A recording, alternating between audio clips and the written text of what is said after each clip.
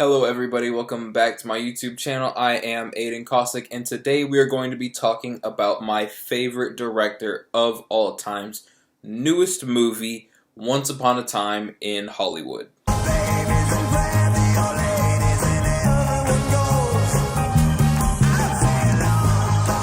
In this town, that can all change like that. Hey! You're Rick fucking Dalton. Don't you forget it. Yes, like I said, Quentin Tarantino is my favorite director of all time, period.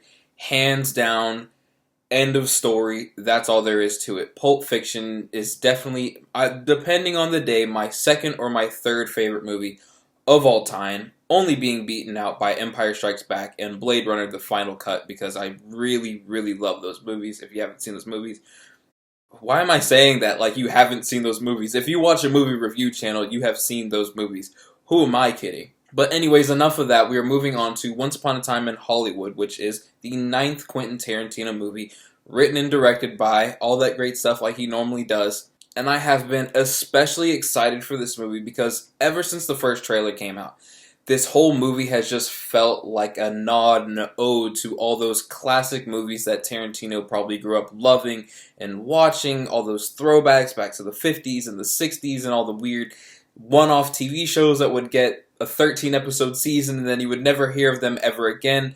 That kind of movie. That is what this is about. It's about Rick Dalton and his stunt double, also taking place during the time when Charles Manson was at his peak in the late 60s with the whole story of what happened with Sharon Tate.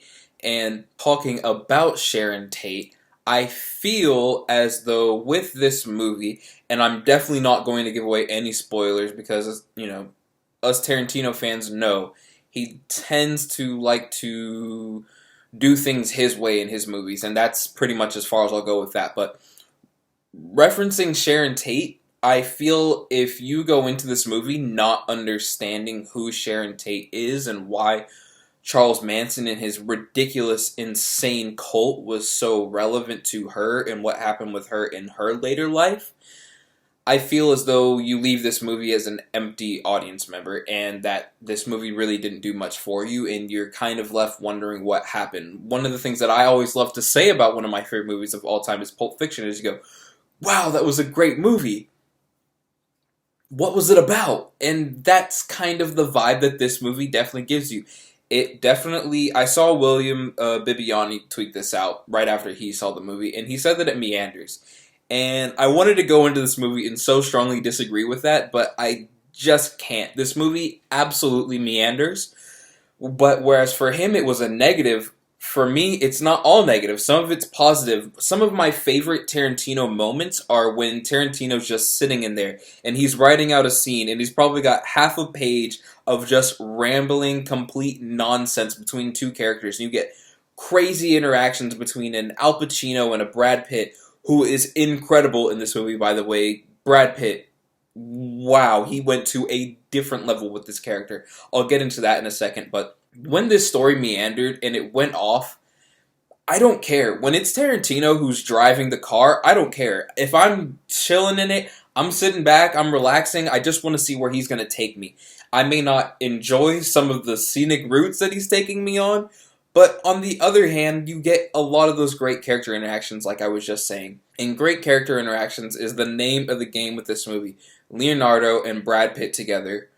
Wow, what a bromance. This is definitely probably the second or the third best bromance in all of the Tarantino movies. Best bromance still goes to Vince and Jules from Pulp Fiction. Nothing will ever beat that Royale with cheese conversation. I quote it damn near every day. They got the metric system, they wouldn't know what the fuck a quarter pounder is. But Brad Pitt steals every scene that he's in. And I would like to make the argument Leonardo DiCaprio is absolutely top 5 best working actors today. I'd like to make the argument that Brad Pitt's a little bit better than him in this movie, and I wasn't expecting that going into it. Embarrass yourself like that in front of all those goddamn people! The whole storyline that you go off with Leonardo DiCaprio is super fun, but I feel that the best lines in this movie are absolutely given to Brad Pitt's character, and he really carries a lot of the comedic moments. And whereas he carries a lot of the comedic moments, I feel as though Margot Robbie definitely carries the heart of this movie. This whole movie absolutely revolves around her, whether it is through direct character interaction or not, the lack thereof. She absolutely carries this movie, and you may not always know what she's doing, or even if you have no idea who Sharon Tate is, I still feel as though you as an audience member are going to feel this loving, protective, just overall warmth towards her in this movie in general. And it also helps that, God, that woman is insanely beautiful. Oh my God, Margot Robbie. Too bad I don't like her as Harley Quinn. Yep, come at me, tell me I'm a DC hater, tell me that Warner Brothers pays me. You really can't. This channel's got like 40-something subscribers, so that's just a genuine opinion. I loved her as casting in that movie whenever it first came out, but I just do not like her in the role at all. Suicide Squad is flipping trash. All of that from a acting and a writing standpoint. This movie, visually, Tarantino always finds a way to make his movies both rustic and just completely gorgeous all at the same time, and this movie's cinematography is incredible. The production design, holy crap, it completely transports you into this period. I have no idea how they did it, but it just takes over the movie, and it's not too distracting where you're going, oh wow, look at that, oh wow, look at that reference, oh I get it, ha ha ha, Man from U.N.C.L.E. But at the same time, it just lets you know that, hey, this really is the 60s, and these are real characters, even though the two main leads are completely made up, which absolutely adds to the fun of this movie, and especially the way that it concludes. Overall, this movie was definitely a lot of fun, definitely something different from Hateful Eight, which I really just did not like, and it really saddened me to have to say that, so I was really hoping for something that I was really going to cherish coming out of that movie, going into this movie, and I absolutely have to say that I really enjoyed my time.